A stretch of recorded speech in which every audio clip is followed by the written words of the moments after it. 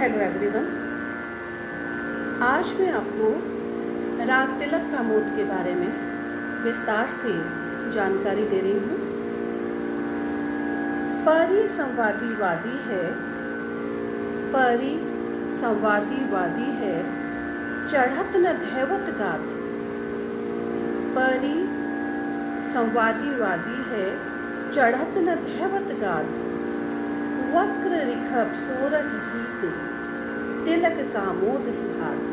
जी हाँ, राग चंद्रिका सार का ये दोहा राग तिलक कामोद के बारे में स्पष्ट वर्णन देता है, उसका स्पष्ट बताता है उसका वर्णन कि इसमें क्या वादी संवादी है, क्या वर्जित स्वर है और उसका अन्य परिचय देता है। राग तिलक कामोद खमाज थाट से उत्पन्न होता है और इसके आरोह में धैवत वर्जित होता है, जैसा कि अभी आपने दोहे में सुना, चढ़त न धैवत गात।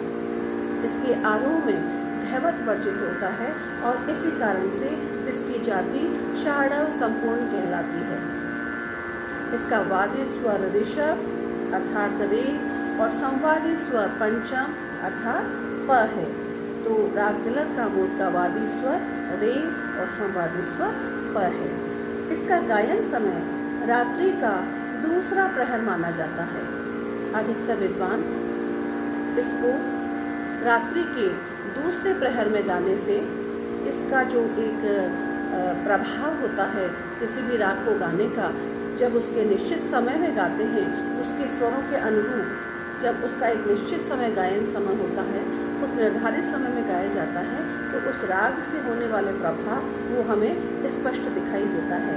तो इस राग का गायन समय रात्रि का दूसरा प्रहर माना जाता है।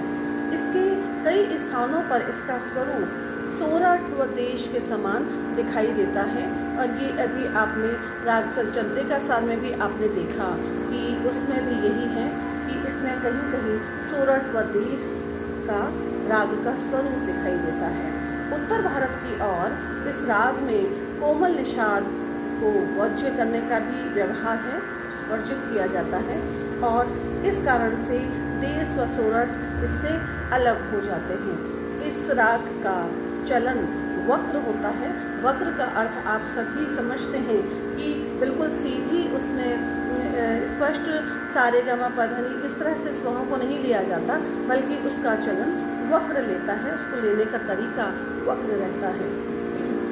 इसलिए इस राग के गायन में विचित्रता भी एक इस राग की विशेषता है। इस राग में कोमल निषाद सम्मिलित करने से एक बिहारी नाम का जो राग है वो बन जाता है, ऐसा कुछ विद्वान कहते हैं। ऐसा कुछ विद्वानों का ही कहना है, अधिकतर का नहीं कहना है, लेकिन कुछ विद्वान ऐसा मानते हैं कि ऐसा करने से बिहारी राग बन जाता है। हालांकि वह प्रचलन में नहीं है, किंतु महाराष्ट्र में इस राग में दोनों निषादों का प्रयोग दिखाई देता है। दोनों निषाद यानी कोमल निषाद और शुद्ध निषाद दोनों रागों का प्रयोग किया जाता है और दोनों निषाद का प्रयोग करने से वह यह चलन केवल महाराष्ट्र के साइड के जो कलाकार हैं वो ही ऐसा करते हुए दिखाई देते हैं। इस राग में सानी ध पर ऐसा सरल अवरोह नहीं किया जाता और यही कारण है कि इस राग की जो प्रकृति है, जो इस राग का चलन है, राग का जो स्वरूप है वो वक्र होता है। इस राग का आरोह अवरोह पकड़ इस प्रकार से है।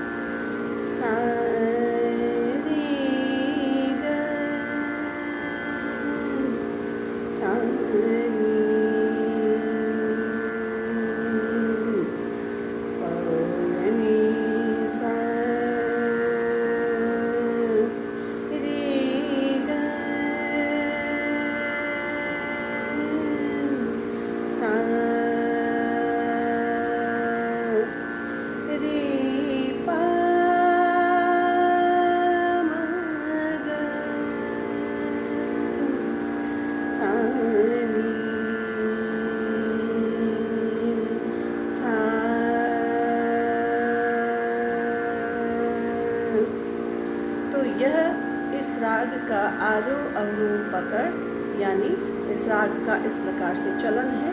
इस राग में आपने देखा वक्र चलन ही इस राग की विशेषता है और यह विशेषता से ही राग तिलक कामोद का स्वरूप एक अलग ही निखर के आता है। तो आप राग तिलक कामोद का वर्णन और इसका आरोह अवरोह पकड़ का अभ्यास करें और इसे याद करें।